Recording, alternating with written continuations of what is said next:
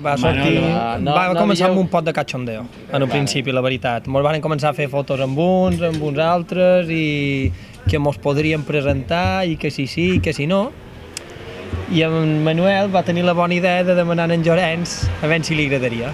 I va donar creu fins que ho va aconseguir. I va donar creu fins que ho va aconseguir. De matí, migdia, vespre. Llavors, quina relació teniu?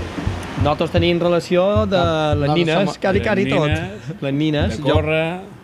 Sí, amb el Llorenç som companyeros de córrer, hem corregut una ultra junts, tot el temps, des del 0 fins a un final, i amb en Jaume hem fet bastant amics, perquè, jo què sé, des que tenim les nines, van juntes a l'escola, des de a Numoll, van juntes fins ara, fa 8 anys.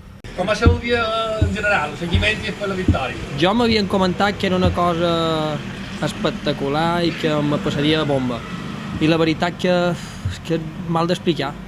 Cari no hi ha paraules. És una cosa molt emocionant. I la paraula que he dit jo no la puc dir perquè és menor. No, però va ser...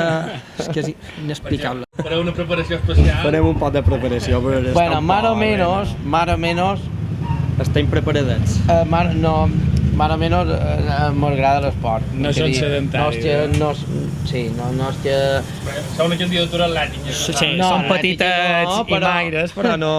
No passa. A la calor estic preparat jo, la veritat. Sí. La calor, el que estic més preparat. 14 hores cada dia. Dins 50 graus. A nivell personal, vos presenteu, hi ha alguna motivació per la qual vos presenteu? Jo... Mon pare va dir que un dia me presentaria i així ha estat.